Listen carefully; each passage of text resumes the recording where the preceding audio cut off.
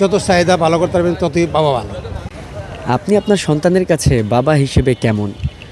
আমি আমার সন্তানের কাছে বাবা হিসেবে তো হইতে পারি না, আমার বাবা হিসাবে তেমন এদের যে চাহিদা পুরা করতে পারি না, তাহলে বাবা মুখ থেকে।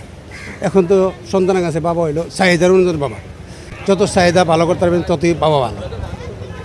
আমরা আমলে কিন্তু এটা ছিল না। আমার বাবা যদি 1 টাকা নাও দিছে, বাবা তুলনা দিতে পারছি না, কিন্তু আমরা ছেলে মেয়েরা এরা কিন্তু এই চাহিদা পুরো করা যায় না। এখন যে যুগ আসছে এই যুগে ছেলে মেয়েদের চাহিদা অনেক, এই পরিমাণে আমি তো দিতে পারি না। বাবা ওই মুখম নেই, বাবা হয়েছে ঠিক আছে, কিন্তু এই মনের মতো বাবা হইতে পারি নাকি।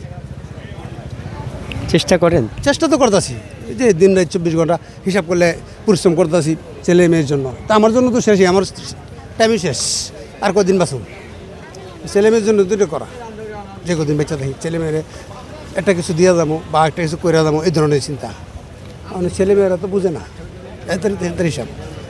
এই যে কথাটা বললেন, আসলে মনের মতো বাবা হতে পারিনি, এটা কি কষ্টের জায়গা থেকে বললেন? কষ্ট জায়গাতেই, যেমন ছেলে মেয়েরা ঠিক মতো লেখাপড়া করতে জানা। যেমন বলছি ছেলের বাবা তুমি কোনো মতো মেট্রিকটা পাস করো, 8 পর্যন্ত পড়ে আর স্কুলে জানা, তো এটা আমার খুব কষ্ট না? তো আমার কষ্ট। আমার বাবা আমার যেমন বলছিল তুমি লেখাপড়া করতে পারি না, আজকে আমার ছেলে এবং ঠিক পর্যন্ত করতে পারতেছি না, তাই ব্যর্থতা না আমি বাবা হিসাবে, বাবা হিসাবে আমি ব্যর্থতা, এই হলো হিসাব। এমনিতে কখনো বাসায় খাওয়া দাওয়া অন্যান্য চাহিদা পূরণ করার ক্ষেত্রে? এই হিসেবে ইনশাল্লাহ ভালো আছি, এই ধরনের চিন্তা ভাবনা নাই, কিন্তু ছেলে মেয়েরে মানুষ করার মতো মানুষ করতে পারতেছি না। এক হলো টাকা পয়সার অভাব। যেমন একটা ছেলে মেয়ে পড়াতে গেলে ঢাকা শহরে জানেন এই কতগুলো টাকা লাগে, ওই হিসাবে চাহিদা অনুযায়ী আমার যে ইনকামের সোর্স দিয়ে আমি ওই জায়গার মতো নিতে পারতেছি না। ওই হিসাবে আমি বাবা হিসেবে মানে খুব কষ্টকর মনে হয়।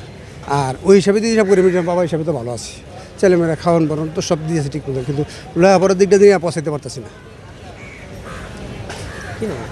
আমার নাম মোহাম্মদ অলিমিয়া, থাকিল ঢাকা মানিকনগর। কতদিন বাদ হইল ঢাকা মানিকনগর, তো প্রায় 80 পত্রিকা। কতজনের সংসার আপনার? সংসার হলো 3 জনের, এক ছেলে 2 মেয়ে। তাদের নিয়ে কি স্বপ্ন দেখছেন বাবা হিসেবে?